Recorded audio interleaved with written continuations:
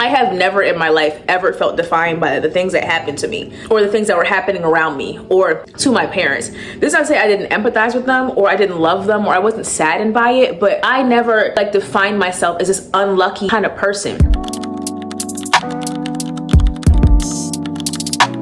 Hi friends, welcome. If you've never seen me before ever in your life, welcome. If you know me from TikTok, welcome. If you know me in real life, oh my god, hi. If you know me from social media, you know I like to talk and giggle and kiki. Here we're gonna be a little bit serious.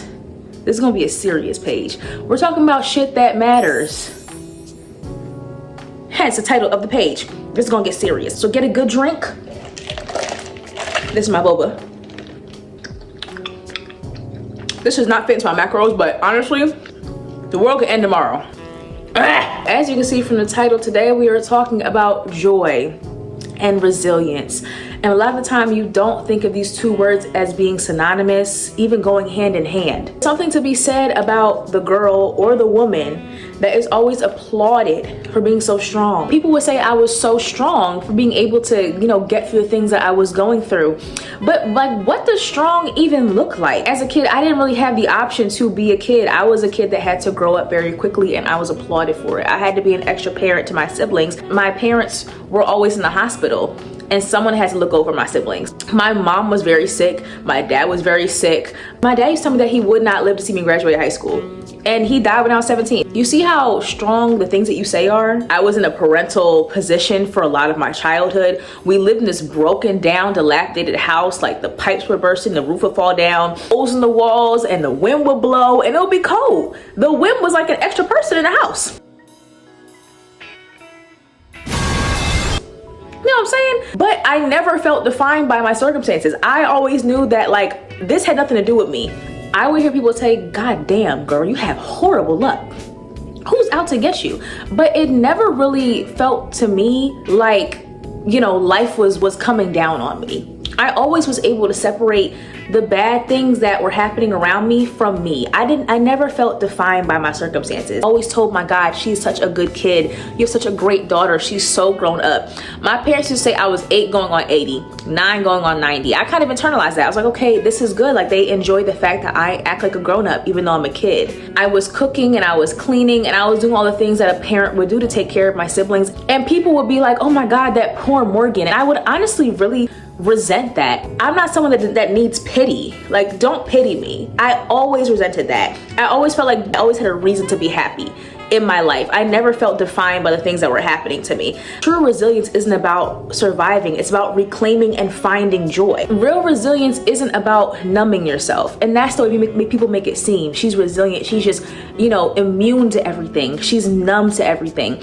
But real resilience isn't about being numb. It's about reclaiming joy. I try to teach myself that I'm not here to just endure. And neither are you. None of us are here to just endure. People tell us that resilience it's bottling up your emotions and internalizing them and keeping them to yourself so people can say, oh my God, she's so strong. She gets through things so well. Good for her.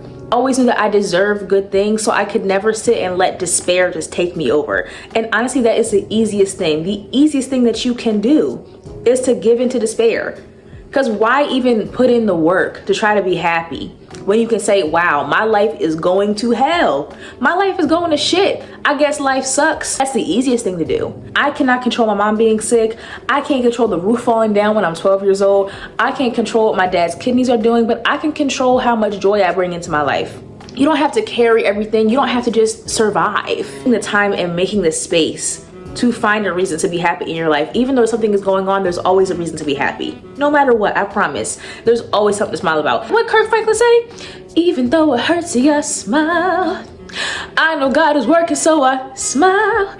Even though I've been here for a while, what you do? I smile. There is no reason to give in to despair. There's always reason to be happy. Always, always. In the face of despair, you have to seek joy like your life depends on it. Honestly, sometimes your life really does depend on it. Sometimes your life does depend on seeking joy. You have to go out there and find it. Who are you trying to prove yourself to by trying to be the strongest bitch in the room?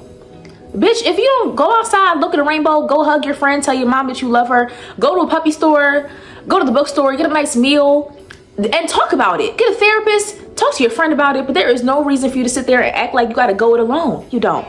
You don't. Find a friend and find a reason to be happy today. Please.